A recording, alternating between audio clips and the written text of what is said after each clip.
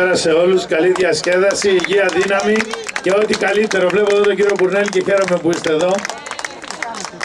Θέλω σήμερα να ευχηθούμε όλοι στα παιδιά μας καλή σχολική χρονιά, υγεία, δύναμη σε όλη τη μαθητική κοινότητα, στους δασκάλους, στους καθηγητές, να έχουν υπομονή και στους γονείς για τα παιδιά μας.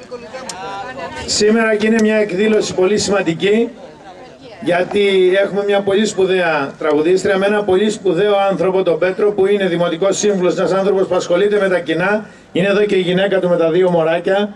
Έχει 3 γυναίκες, μικρές οι 2 και οι άλλοι πιο μεγάλοι, να τους ζήσουν. Και έρχεται κάθε χρόνο, τραγουδάει αφιλοκερδός για να είναι καθαρό αυτό, ποτέ δεν έχει πάρει 1 ευρώ.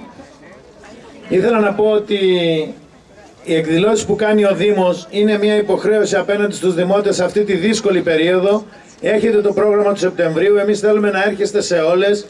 Θα μας στοιχήσουν περίπου 90.000 ευρώ το σύνολο των εκδηλώσεων, γιατί πρέπει να δίνουμε και λογαριασμό στους δημότες, γιατί εσείς μας κρίνετε, εσείς μας δίνετε την εντολή να κάνουμε αυτά, τα δικαιούστε και τα επιστρέφουμε σε εσάς.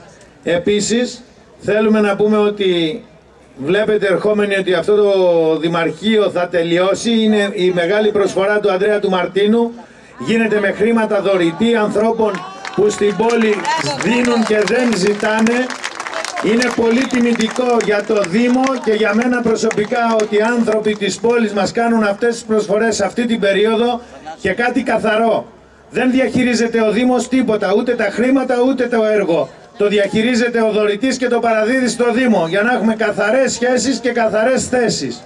Λοιπόν, τους ευχαριστούμε από τα βάθη της ψυχής μας, γιατί σε αυτό το χώρο, πολύ σύντομα στον ισόγειο χώρο, θα δοθεί δυνατότητα σε όλους τους γλυφαδιώτες να προβάλλουν το έργο τους, στους δημιουργούς, στους καλλιτέχνες, στους ανθρώπους του πνεύματος. Πρέπει να έχουμε ένα βήμα προβολής των δικών μας ανθρώπων. Η Γλυφάδα είναι μια ιδιαίτερη πόλη, είναι τιμητικό για όλους μας, είναι μια πόλη που έχει απίστευτο κόσμο, έχει ανθρώπους του πνεύματος, της δημιουργίας, των τεχνών, του πολιτισμού και πρέπει να τους δίνουμε δυνατότητα. Μια τέτοια έναρξη θα γίνει και φέτος στο Μελίνα Μερκούρι. Ξεκινάμε την πρώτη διάλεξη στις 10 Οκτωβρίου με θέμα τι σημαίνει ΑΟΣ, υφαλοκρηπίδα, ελληνοτουρκικές διαφορές, και θα ανοίξει ένας κύκλος διαλέξεων όλο το χειμώνα για θέματα πολύ σημαντικά για την ενημέρωση των δημοτών μας, για ένα διάλογο με την κοινωνία που θα το κάνουν άνθρωποι που είναι συμπολίτες μας, δημότες μας, άνθρωποι που έχουν και τη γνώση και την εμπειρία.